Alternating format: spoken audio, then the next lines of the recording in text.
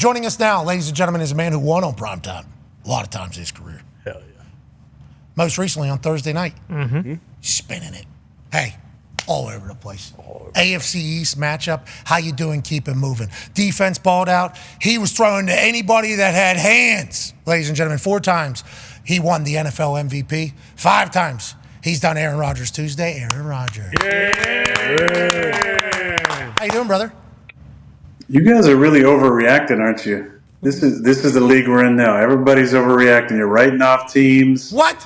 People are writing off teams in first 2 weeks, and look what happened, you know? Whoa. Anybody can beat anybody, and now the narrative changes for everybody. We're being attacked right now. We're not overreacting. Did you see Josh Allen last night? Yeah, he's running the ball all over the place. So good. Jacksonville Jaguars, they lose by 37 on primetime. This team stinks. Jaden Daniels, this guy might be the next C.J. Stroud rookie season. He's phenomenal. And for the Cincinnati Bengals, shut it down. Yeah. That team sucks. What do you mean we're overreacting? Do you have anything to counter what we just said right there, Aaron? Do you have anything to say? 3 weeks. 3 weeks. It's been 3 weeks. It takes time to figure out your identity. It takes time to figure out how to win, to bond, to get that chemistry going. And you hit a fast spot and you get rolling, and then the whole narrative changes. I felt that way after week 1. You know, went down, played San Fran. Everybody thought, you know, San Fran's a Super Bowl team. We get beat on prime time. And I said, we got 2 games in a short amount of time. We win these 2, the whole narrative changes. What happened? We go down, beat Tennessee, and beat the Patriots, and now the narrative changes. And then look what happened to San Fran. They went out and got beat by Minnesota, and then got beat by the Rams.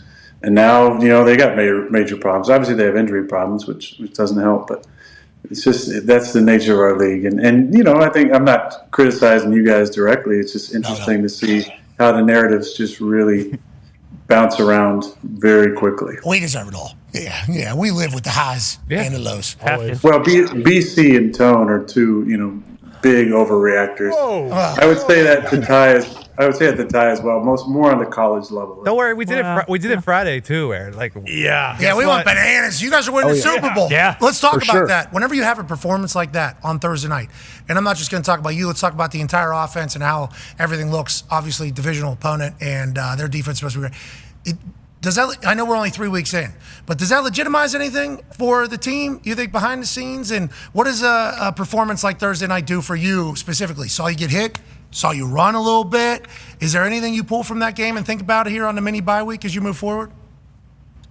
I enjoyed the mini bye week for sure. I had a nice weekend off. We got any dark holes? Any dark holes? We do any of those? Any of those? My timeline, man. No, just the meditation room a few times, but Okay, good. no, listen. There's a lot of overreactions that happen whether you win or lose. This was a good game for our offense. We did some good things. I think we still left some points on the out there. Which is great for the coaches because there's always coachable moments. I think when you have a game you feel like you played really well, you watch the film back and be upset that you missed a few here and there. We missed some targeting, we missed some opportunities, missed a throw here and there. So there's always things to improve on. But New England is a division opponent. They're very well coached. They sat back and played a lot of Mel Kiper on the back end. So, it's just keeping, they throw a lot of different things at you. So I feel good about what we did up front, protecting, made some seams for Brees and Braylon. And, for me personally, I said this after week 1, I think the progression for me physically is just going to continue because the more comfortable I feel on the field, the more I'm able to do some of the stuff I was doing as a younger player. Because, my body's in a good spot. It's just mentally just getting over those hurdles and doing some things I've done before. So I extended some plays. I threw the ball on the run. I ran for a couple first downs, stuff that I've done over the years, and maybe didn't do as much, my last year in Green Bay. But the work that I put in the off season, put me in a position. I feel like once the confidence came around with my Achilles, that I could, do some of the things I was used to doing in the mid 2010s. Okay, so before we do some journalistic standards, can we talk about that throw to Garrett Wilson there? That's the first touchdown you've thrown to a first-round pick wide receiver, yada, yada. It's a stat. But every football person that's talked about this is like, even the thought of, I'm going to make this throw is a dangerous one, obviously. Not a lot of people would make. We got more zip on the ball right now than we've had in a long time. Do we have the same amount of spin on it? Because obviously Christian Gonzalez, who's a phenomenal DB, when he sees this ball go, his eyes get huge. This is pick six city. This is 99 yards the other way. Gonzalez is one of the top corners in the league. You knew you were going to beat him there? And how do you feel whenever this ends up being a touchdown? You got to think to yourself, 40-year-old still a gunslinging son of a bitch here. Like, is that a reality? There were a couple still got it moments. I ran for a couple first downs. I extended a few plays and hit conk on a couple scramble alerts. You need those moments. The first two games I didn't move around a ton. I didn't run for any first downs. I think I had like one positive run against the Titans. So it felt good to be able to move around like I feel I'm capable of doing. And just kind of, more than that, just have a good sense in the pocket.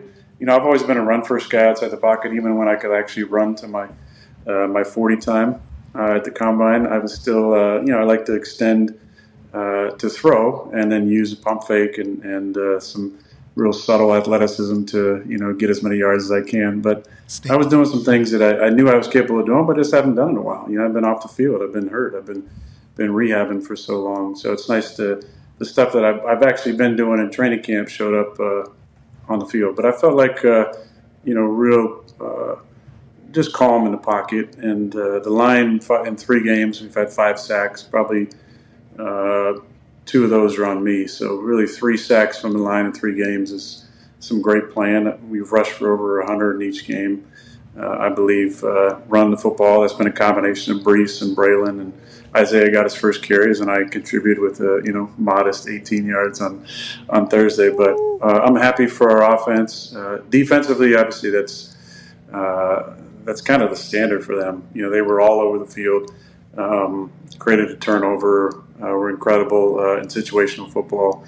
But offensively, we talk a lot about taking care of the football first and foremost. We had no turnovers.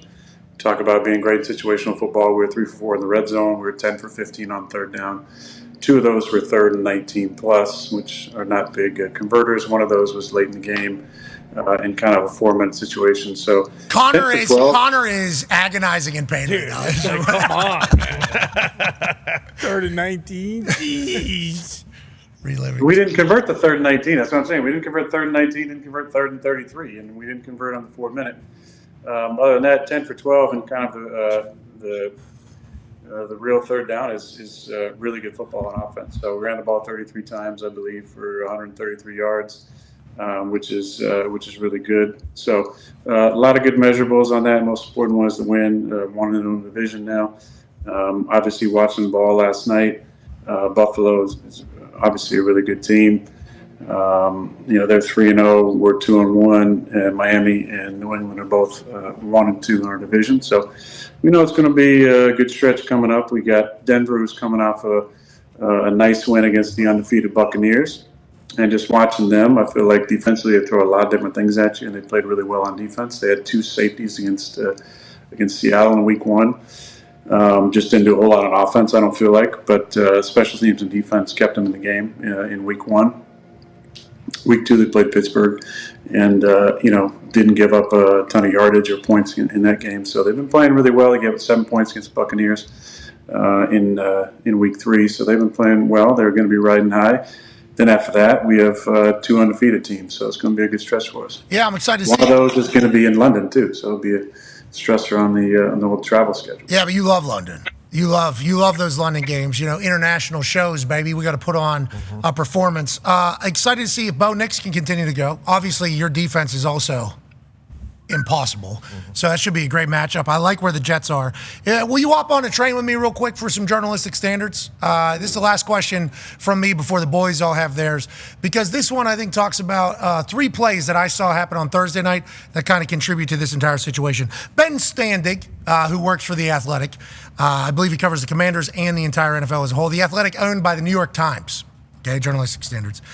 He did an article that basically said, the quote about the Jets from agents that he talked to says, there's complete disarray over there. Look at how they've handled Aaron Rodgers. Has one player had more power than him? He skipped minicamp. They've been unable to convert him into a team player. The vibe inside the building is terrible. Okay, so let's go to the 3 plays that I saw on Thursday night that made me go, oh, that's interesting reporting. The vibe's terrible. How about this one? Can. Everybody on the field does the cans, the hand signal. I know you guys see that in film. I know that's something you stress. The ability for everybody to buy in and be this alert to everything happening in the first quarter is obviously beautiful. Then how about whenever there's a little bit of an extra hit, offensive lineman comes flying in and goes, wait a second, you want to touch my guy? How about we fight? Okay, you want to dump him on his head? Okay, without even thinking about it, here comes Simpson. What? I will fight you. This is not even a question. A good indicator of a team, by the way, of a team that is together, that likes each other. Before Brees Hall even has a chance to get up and fight this guy, Simpson, offensive lineman, big dude, sprints 20 yards and says, we ain't doing that. Then, talking about fighting, Keon White? Yeah. Yep. Keon White hits you a little bit late, some of your teammates think, on the sideline. Thinks he hits you a little bit late. What happens? Lazard comes over. He's about to fight him. Lazard's about, hey, what do you think this is, pal? You think this is a game? You say, hey, it's all good. It's all good. You say, it's all good. So there's just 3 plays that I saw from the game the other night that indicated that your team is very together and maybe the complete opposite of a horrendous culture. What is the behind the scenes like for the Jets? And whenever you push your head coach and tell him to go fuck himself, how does everybody handle it all, Aaron? How does everybody handle it? I would say the culture is about the opposite of what that article said. No. I didn't read the article, but just reading that headline there, it sounds like it was written by Hassan Reddick's agent in a way to, but former agent, I guess, possibly, in a way to try and disparage our great organization. When you perform like you do Thursday, and you were 2-1, and obviously, you never know what can happen as the season goes on. But I think you realize how ridiculous some of these off-season storylines can be. Is anybody talking about mini camp anymore? Like, does anybody feel like that's an important contributor in the season? The answer is no, shouldn't, because it's not. As far as us being together, like John Simpson has added an element, and I saw a clip that Herbie said on the Thursday night, shout out Herbie, broadcast, where he talked about how that just didn't go on around here last year. And I think that's true. The attitude that he's brought, that Morgan Moses has brought, that Tyron Smith has brought to our offensive line, the growth I've seen from Elijah Berry Tucker and Joe Tippmann has really meant a lot to our line. I mean, they have become the bodyguards, the police of the team, which is really, really important. The best teams I've been on, the line polices the squad, and they have each other's back, and they pick people up off the field, and they're first ones in to back up a brother. I mean, Morgan did that for me, and John as well in Tennessee. When Jeff Simmons gave me a hard little shoulder, the first person in there was Mo, and the second person in there was John. Those guys are both in Baltimore last year. So obviously they bought into something in our culture that they can hold on to. And I think it's the fact that we really do care about each other, and we enjoy spending time with each other. We create an environment where there's a lot of conversation, there's a lot of back and forth, there's a lot of time for important conversations that show up on the field, and then there's time for us to get to know each other, and there's time spent outside the building that allows us to come together. So I'm really thankful for the environment that Coach Saleh has brought to it. I think it's comedy also, that little clip there. It's definitely cut without the beginning of that or the end of that part. Of course, they wouldn't do that on purpose, but... Journalistic standards, they would never do that, obviously. Just accept the hug. Yeah, just give the guy a hug, Come bro. on, Just let him have it. wait for me. Hey, he's not a big hugger, but I know now this is a good learning experience for both of us. But yeah, I love Robert. We were laughing about after the game. He wasn't. That side eye, they're not his side eye. He's not. Yeah, He's got like 9 kids. They got to ask him why you won't hug their dad. That's true. That's a good question. I mean, But we got a good thing going. There's a lot of belief right now, and it's fun. It's fun when you can come to work. It's a fun environment, and there's jokes and pranks, and then we know when to be serious and turn it on, and guys all believe in each other. We get on the same page. That's when it starts to come together, and that's when it starts to get fun. hey, you said Winning is fun. Like this. You guys, a lot of you guys played. DB, this. Winning is fun. So the teams that are having fun right now are the teams that are winning, and you can get anybody on here who's having, his team start off hot. It's going to be fun. And if you're 0-3, you're, sitting there without a win. That's not fun. But the season isn't over. That's why I just hesitate to write some of these teams off. There's injuries that happen on both sides. There's guys who get back after 4 weeks. There's the first 4 weeks of film, and then a chance to kind of reevaluate what you're doing. So I find it comical that there's these calls for play caller switches or quarterback demotions or different things that happen because it's really early. Now that being said, the Red Rocket, he sure was on one the other day. Yeah. And I got to see Andy in camp. We actually went against Carolina in one of those joint practices, and he's such a good guy. Age, you played with him in Cincinnati, but he's such a great guy.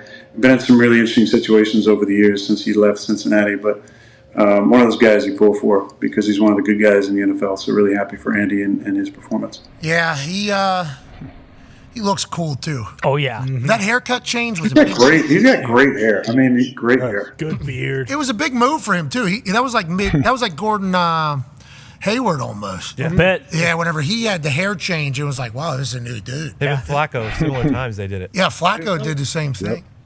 There's no gingers in the set, right? BC's not a ginger, is he? Nah, I got some red in the beard, but no, I wouldn't consider myself. No. What do you do if you are a ginger and you want to keep the gin? Is there a just for men for Red? red? gotta be. Has to be. They would be There has to be, so right? quick. I don't know. Do you The think Ginger Coalition's pretty. I mean, Yeah, they think- they're a sturdy bunch. do you think he's using it? no. Whoa. No, he's not. No. Whoa. I don't know. I You're mean, calling I'm this a not sure. fake red beard? No Whoa. chance.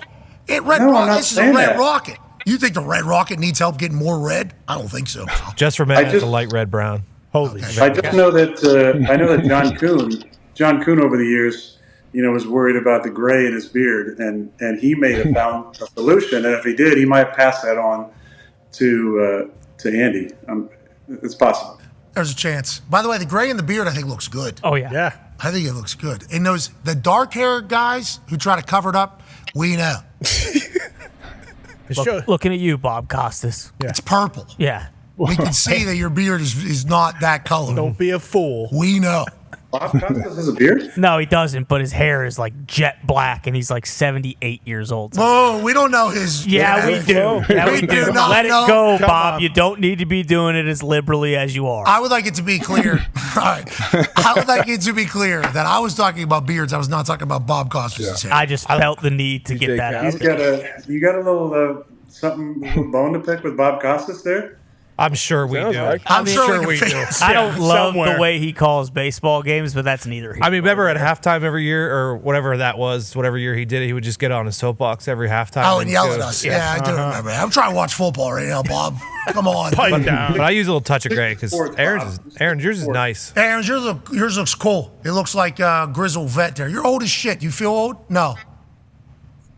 These guys keep me young. They keep me young. I felt young the other night, I have to tell you that much. Yeah, when you were running. Hey, how about you a little high stepping, bub?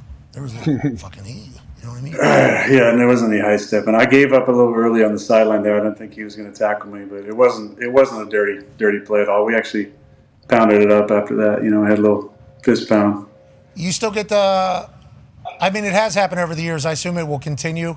Dudes that watch you whenever they're growing up, they get to meet you, play against you. Seems like your interactions with the other teams are always pretty. Who was the, Drake May hung around actually after just to say hello. Yeah, is that? How do we feel about that? You just feel old in those moments? Do you feel like? Do you think it's a sign of respect? Do you try to give game? Like, how do you handle those situations? Now you are the old icon on the field. I thought it was really cool that Drake stuck around to say hello. I mean, it's something definitely that I would have done as a young player to some of the guys I loved watching growing up. I just happened to be teammates with my favorite quarterback at the time. But that was really cool. Yeah, I'm glad. And I reached out to Drake on Instagram and told him I appreciated that. It was cool. It was a really cool moment. There's something about having that respect and deference that I just really appreciate. So I had good conversation with Alex Van Pelt, who's the coordinator, about Drake, and they're all excited about him in the future. Selfishly, I'd love for him to be able to sit. I love Jacoby. I've known Jacoby forever. I think he's a really good quarterback, and it wasn't a great performance for their offense the other night, but our defense is pretty damn stout. But young quarterbacks, the rarity is the kid last night. Unbelievable performance. I mean, Daniels played incredibly well. We got to see him in training camp again, joint practice with him. And I was impressed by the way he threw the ball. I actually did watch a decent amount of film on him because we were looking at both their stud receivers. The kid who played last night for Jacksonville, I believe, Thomas. Right, yeah. And then obviously Neighbors. We thought there would be a chance to pick either of those two guys. So in the process of watching those guys, you got to see Daniels play, and he was very impressive. What I loved about him is that he played from the pocket on time. And when you can do that, you can stick around the league for a long time because he also has that extra skill set that we saw last night that he can run. I mean, he can really, really run. And he is fast and athletic and elusive. But the key to sticking around the league is playing from the pocket. And I think that's, again, to highlight another guy who played last night, my good buddy Josh, who's playing at MVP level. And I told him, I think I told him every year he comes to my flag football event, he's going to win MVP in this league. I mean, he's that talented. He's an incredible player. But if you watched him last night, number one, he slid a couple times, which is smart. That baby Josh. But number two, it's just like with Jaden. Like, winning football is playing from the pocket. And then when it breaks down, every now and then you got to make a few plays outside, off schedule. And Josh has been a master at that, for the last few years. But it's honestly, it's what I want to be able to do myself. And I know I'm 40, but there's going to be a couple plays every single game where you're going to have to make something off schedule, even when you're 40. And I can play from the pocket, and I've been getting the ball out on time and throwing the ball pretty accurate. But yeah. I know there's going to be a couple times during the game, and the Thursday night was the first time I was able to really exploit those opportunities. And those are big plays. Backed up on the 8-yard line, I hit Lazard, he breaks a couple tackles. Now we're out by midfield. Another third down. I move to the left, I hit Conk, we get a roughing call. Now in the plus territory. Another time, move to my right. Moving to my right. Nobody's open. Dart. Extending the play, hit Conk for a first down. Like, there's going to be a few of these plays in the game. And, if you make these, you can put some points up. Starts with, though, why Josh has been so successful so far, playing from the pocket. Why Daniels played so good last night. It wasn't like everything was off schedule. He took making plays from the pocket. Touchdown to Terry, last one. I mean, he's... Yeah. That was awesome. And he knew there was pressure, and he knew how to get it up, and they had a beautiful stop and go on the outside. They're in a zero coverage here. He knows there's one extra guy. He knows where he's going with the ball. He throws an absolute dime. It's really hard you got a guy barreling down on you. You got to put enough air on Terry on that ball so he can stutter go, and then you got to expect where he's going to be when he transitions out of this. I mean, he's throwing the ball as Terry is stuttering. It's an incredible play. So you got to give credit not just to Jaden, but Cliff Kingsbury, I thought, called a great game. Dan Quinn, anybody's been around Dan loves him. He's created a really good culture there. And then, the stuff that I heard from Terry, when they're talking about Terry on the field, because he came in, I believe he had 8 catches for 39 yards. They read us in the first 2 games. Terry McLaurin's had 1,000 yards, but I saw on the thing last night, like 10 different quarterbacks have thrown the ball before Jaden. But his humility in that moment, that's what you need from your star players. You need your best players to be your best people. And I give Terry a lot of credit. Obviously, him to have a couple big plays was awesome last night. I think he had 4 for 100 or something like that, which is great for him. But I have a ton of respect for Terry, and even more after just kind of hearing the commentary last night about how he's kind of gone about it and knows it's going to, I'm going to get it in time. I know I'm going to get mine. But just the patience that we don't see a lot in this league from star players if it's not starting out right. And I would say to those star players, too, it's a long season. It's 17 weeks. You never know when you get hot, get on a roll, hit a stretch of games where you place a certain type of defense and you get more one-on-ones and you get opportunities. But I was really impressed by the quarterback play from the 2 winning quarterbacks last night. Go ahead, AJ. You mentioned these guys playing from the pocket. Is that something that you think guys do that more or less now, say 20 years ago when you came into the league? Like, are they being taught in college? Is it a lot, I guess, is there a bigger transition now from college to the pros, a lot of these guys? It's a big transition. I think first and foremost, most of these guys don't play under center.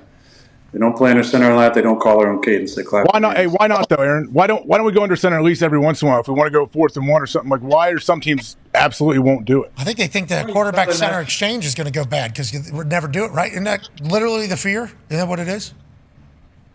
I'm not sure about that, but you saw last year your favorite team won the national championship playing under center a decent amount, run the football. But you got to play from under center in the NFL. Because you got to give the potential of doing everything from under center with keepers, with action, and then also run the football. The league, as Mel Kiper said last week, the league has gone to the trend of a lot more too high defenses and a lot more nickel personnel. So you're going to have to run the football to win this league. That's why you're seeing, I think, points are down, touchdowns are down, because defenses are playing a lot softer.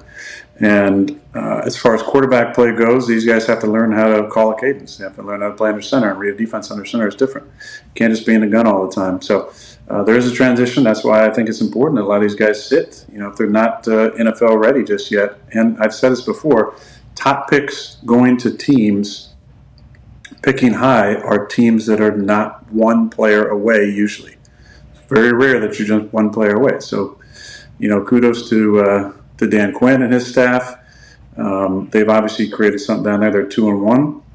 They've scored on a ton of straight possessions. There were no punts last night. They obviously figured some stuff out on offense. And Jaden looks really, really comfortable, which is credit to him and the coaching staff there.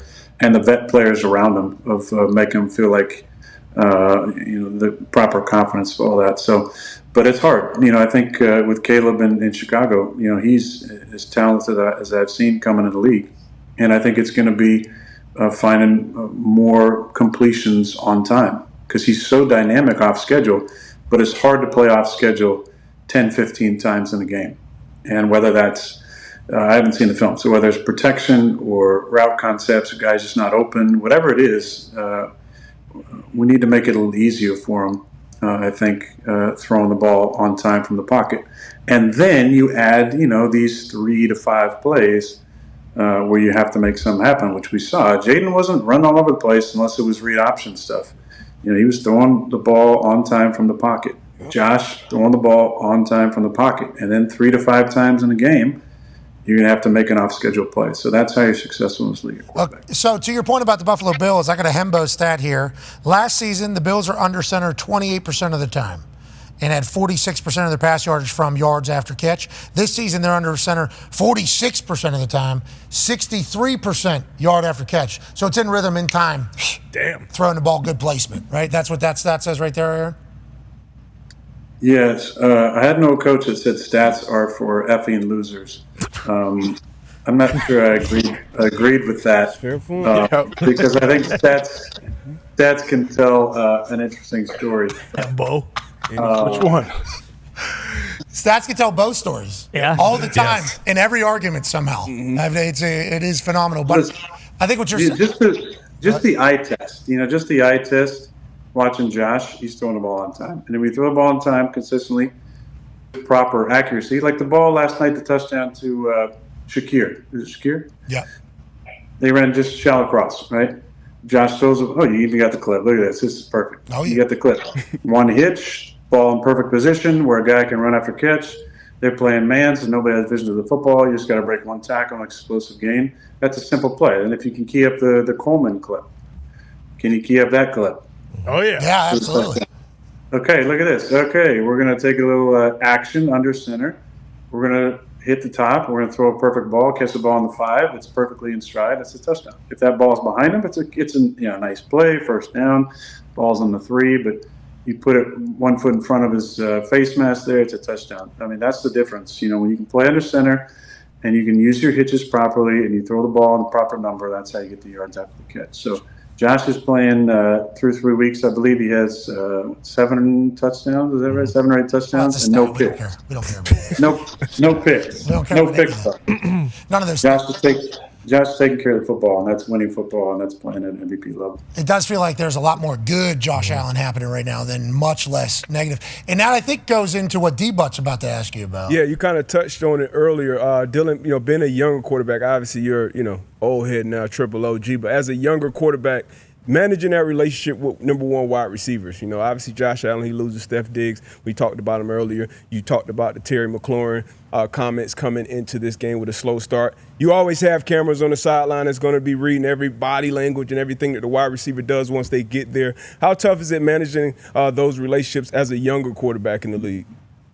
It's really, really important. And first and foremost, you got to find ways to get that guy the ball. But secondly, you want there to be a mutual respect on the field that you're not going to show them up and they're not going to show you up, because there's no quicker way to kill a quarterback's confidence than showing up your guy on the field, especially when you're a young player.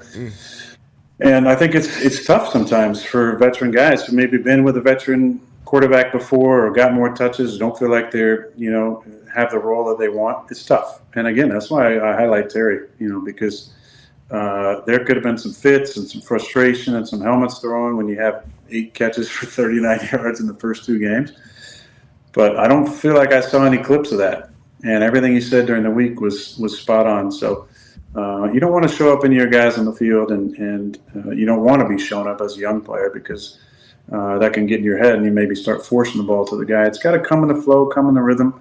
There's ways you can do it. You want to get your guy involved early and often, but defenses can dictate some of that, especially if they're going to play a lot of cover 2 against your top guy, or star coverage with some help as well, which we saw.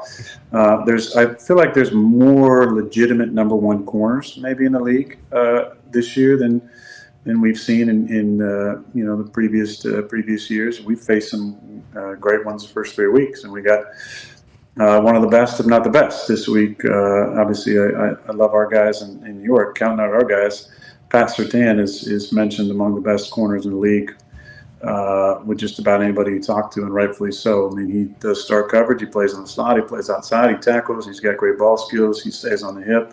He's incredibly savvy and patient. I mean, he's a hell of a player. And there's only one of him, but there's more guys who are in that category. Christian Gonzalez is a fantastic player.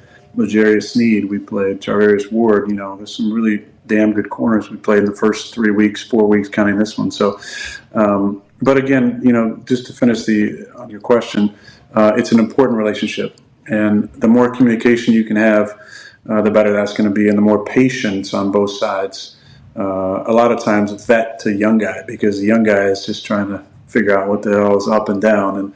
And so the more patience you can have with the young guy, the more confidence you're going to give them, and in turn, probably the more opportunities you're going to get. Yeah, it's the reality of the situation. Some people try to paint it bad if it's going bad, and then they don't talk about how whenever it was going good, it was a very similar relationship. Like, you have a great guy on your team, you're going to try to give him the ball anyways, because he's a great guy. But then also, if you know him, that's why the Josh Allen convo about him saying, like, this year it feels like he's more free, seemingly, because Stephon Diggs isn't there. And people are saying, well, that's a shot at Stephon Diggs. It's like, no, it's just a very different team when you don't have that particular playmaker out there, So it's a fascinating development up there in Buffalo. Josh looks like he's having the most fun he's ever had playing football. Yeah, he's got a lot of good things going on. He's in some commercials. He's dating a Hollywood starlet. Oh yeah, he's got that thing on the side of the building downtown. I forgot about that. Guy's got that super serious face. Downtown Buffalo. Yeah. Letting everybody know we're about business around here. That's right. Drinking Gatorade and we're about fucking business. Hey, speaking of great corners, you better protect Sauce Gardner. I think he's got a bear family that's been coming to his house. I've been following along on social media. What? You got the latest video? Yeah, he just posted one this morning, I believe. He said they're running up on him, I think is what he said exactly. And he said he's at a pivotal point here. Do I start feeding him and treat him like family, or do I go the other way? Don't do that. Sauce asking a question. Smart. I think he's doing a Smart. poll right He's now. gonna have to move like MCDC if he does. Where are these bears at? Do you live near bears over there? I didn't know you guys were in bear country. Shit.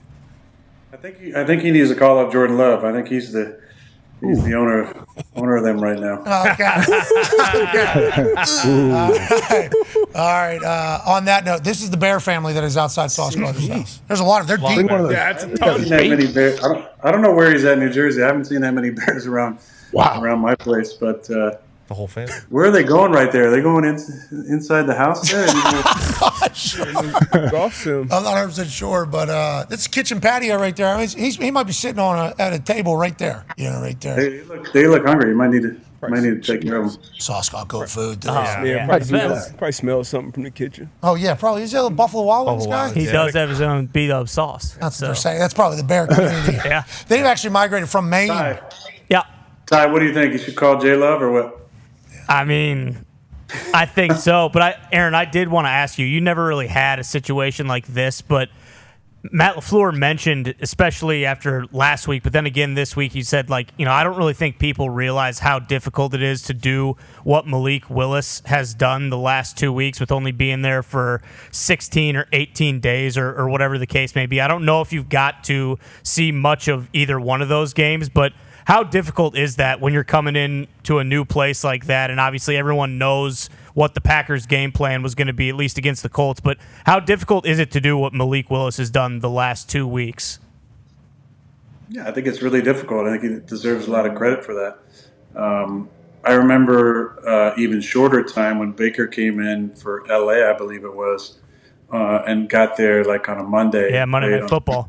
I remember way back in the day, Carson Palmer did that on a short week, going Arizona out of retirement, I think, to Oakland and playing in a short week, if my memory serves. But it's really hard. I think Matt deserves a lot of credit for the plan he put together. I didn't see either game, but I saw a couple of the clips of Malik and it looked like he made a couple of really nice throws to Christian down the field.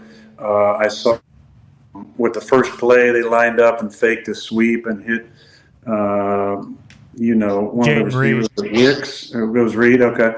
Reed for a big gain to get him going. Malik has a really good skill set running the football, and obviously he can run the read option well. I think a lot of people questioned, him throwing a rhythm from the pocket. But again, it just takes confidence. So obviously Matt put together a plan to get him real confident early on, and when a guy starts getting confident, they can play up to their potential. So Matt, I think, as they say, was in his bag with the play calling, and happy for Malik. I don't know how he handled it. It sounded like he handled it pretty well going back to Tennessee. But I'll tell you, there would have been some feelings for sure going back to that place that drafted me. So he seems like a real good kid, and I think just football fans in general, unless you're a fan of the Titans, probably pretty happy for Malik. Yeah, it was fun to watch Malik do his thing. LaFleur, you said he was in his bag, not only calling plays. Afterwards, a fire alarm starts going off while he's doing his press conference, and he said, they told me this place would burn down if we came in here and got a win with Malik, and I guess that's true. But anyways, next question. It was like great bar. Yeah. LaFleur was on it, obviously. Pristine eyebrows. We continue on YouTube, ESPN Plus, and TikTok Live. We'll see you tomorrow. Have a good one. Right there. See, Got it. that's professional journalism. Right there. We used to give Matt a hard time about some of his bad jokes, so it sounds like his humor's gotten a little better, which is good. I don't think I can't say this for sure either. I'm not sure that he's, got any gray going, but his hair, and facial hair is usually pretty on point. Not saying he's painting or anything, but but You say he always has a fresh cut going. I'm assuming he still does. Man, no way. Right? There's no way he's painting those eyebrows. I don't know if he's Wow. painting, but he is definitely getting a haircut every Friday or Saturday. Which I without respect. a doubt. Which I respect. Maybe 2 times a week. Could be. Wow. That fade is always very tat. Yeah. Yeah, but he's painting. He's not painting. Look, there's a little gray in there, but maybe he left the gray in there. Do you have a? That's when he got signed to be the coach. So I know I gave him a couple more gray hairs. Is there any? Hey, that's good. Hey. You got a recent picture? little Bob Costas Is going more on. gray or less gray? Hey, Maybe he probably has less gray now that my old ass is out. yeah, he got younger somehow, seemingly. He's like, my skin's smoother, my hair. I woke up, it's all dark now. Stress levels are better. Wow, man, this is great. Well, he does. He probably did up his D a little bit because he's been doing this a little. Oh, yeah. Yeah. Yes. A lot He more has. of that. A little bit more of this. What you do during the mini bye week? You read a book? Watch anything? You say meditated a couple times? Body felt good? You watch some sports? Obviously, less from football. You watching college ball at all? What you do during the mini bye? Did I know there could be a little bit of clamor for the book club to come back, and I read the 7 Spiritual Laws of Success. Which Me too. Is a fantastic book. Tone did not read that. Tone did not read that. What's your favorite law, Tom? That's unbelievable. He has an AP vote, and this guy's just making up lies right here. You wrote Does this. he really have an AP vote? Tone does? Yeah. Shoot, brother. Keep coming back, Aaron. Keep coming back. Oh, whoa! You can't say that. You're not allowed to say Well, that. he sent me a watch, one of his beautiful watches. So I can say that. That is not.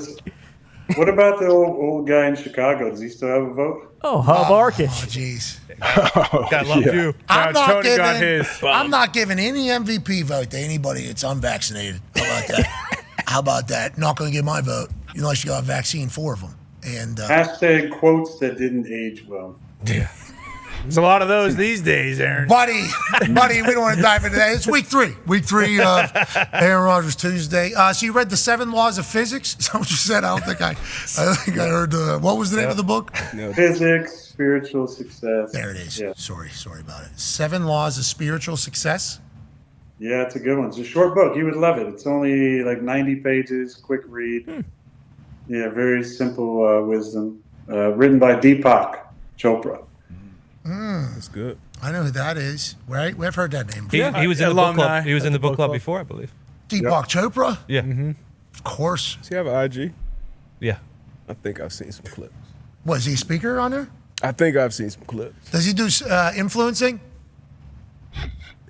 I don't even know how to answer that. Well, I guess with his book, he certainly is influencing. Yeah, true. Is this a Shang-Chi situation? Shang-Chi. Is dead, by the way. You sure? And also, it's a movie. It's close. Sin Tzu. Are you talking about War Art of War. of War? Yeah. Sun Tzu, yeah. Sun Tzu dead. I think Chuck Berry really liked his book as well. Nice. All right.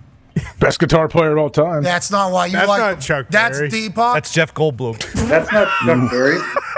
That is not Chuck Berry or Jeff He Goldblum. does kind of look like Jeff Goldblum. That is though, doesn't Deepak Chopra. he? Can we get a Zito? Can we get a side by side of Deepak and Goldblum? Coming right up.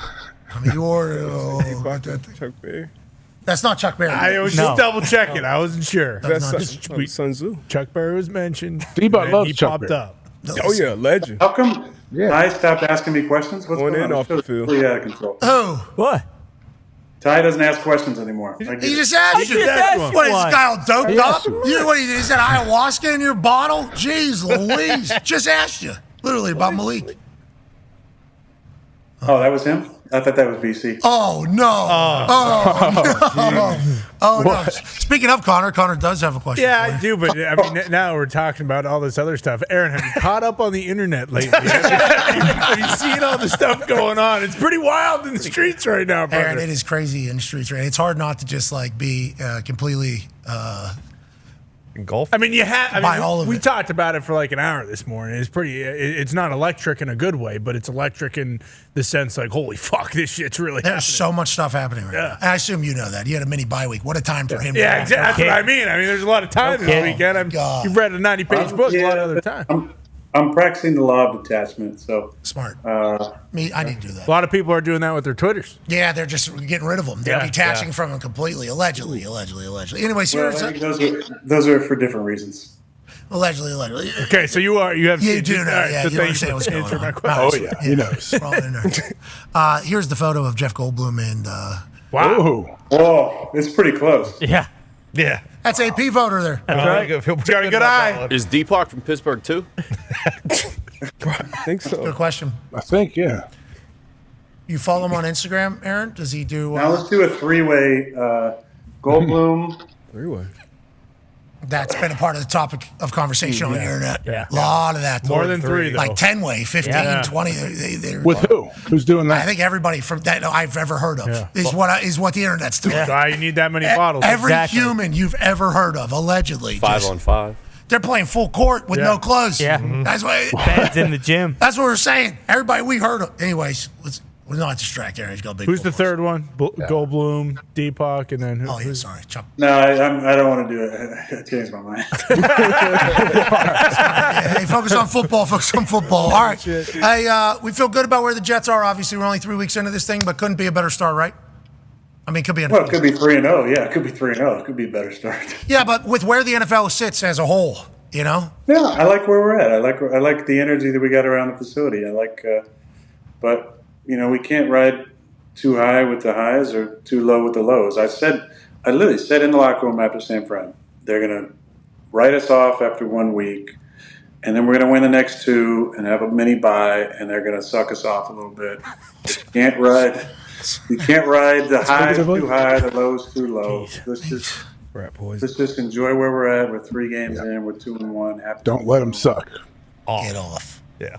But we got an important one this week at home, and then then a couple, then a long road trip, then a Monday night. So we don't really, even though this week is kind of semi-normal, we haven't really had a normal week, to start the season. So it's been, important for us to find a routine and get into a rhythm. But I like where we're at. I like the energy of the team. I love our guys.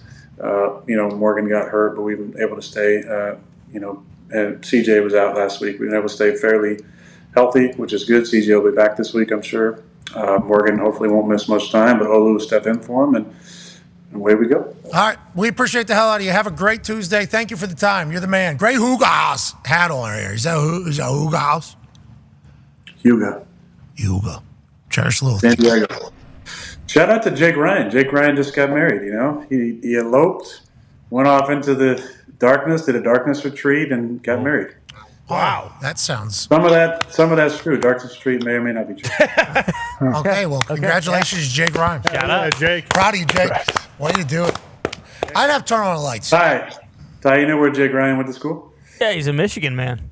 Yeah, Michigan, man. You're not a big Michigan fan, are you? I'm not, but he's a former Packers legend, so congrats on the nuptials. Hey, wink. Send him a little something, why don't you? I will. You send him a Hugas hat. You should. If I can get his address. If he wants to send me his address, I'll buy him one of his hats. Yeah, text him too. Text him a nice, funny joke. I will.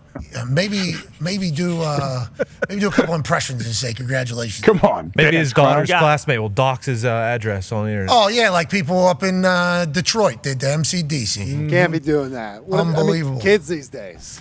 Jeez, don't be funny. It's Lions fans, not kids. No, it's actually Since kids. It's students. AJ won't, we got to shout out one other Packers legend who likes to tune in. That's Spencer Havener. So shout out to Spence out in Gold Spank. Country. Hell yeah, Spank. Had a baby spank. 5 touchdowns He's not- in 1 year, right? Yep, and no motorcycle riding anymore. Jeez. Okay, what happened? Like Joe Kane. Bike got away from him late at night once. That'll happen. I am a rider. I have a couple different bikes. I'll tell you, that is the biggest fear there. Bike getting away from you. Anytime you're detached from that thing, nothing good takes Evil place. Knievel. Spank all right, though? Spank's in a good spot? Spank? Yeah. Talking Spence? Spence, yeah. Yeah. Short from Spence. Oh, spot. All right, Spank. We're happy to hear you're all right. That's a fear of mine. I'm happy to hear you're good. Ladies and gentlemen, 4-time NFL MVP. Hugo House, dude. Cherish little things. Danish. Ladies and gentlemen, Aaron Rodgers. Yeah. All right, let's get to a break. That's a good one. That was a good Aaron Rodgers. Who do you think he's voting for? Call him back.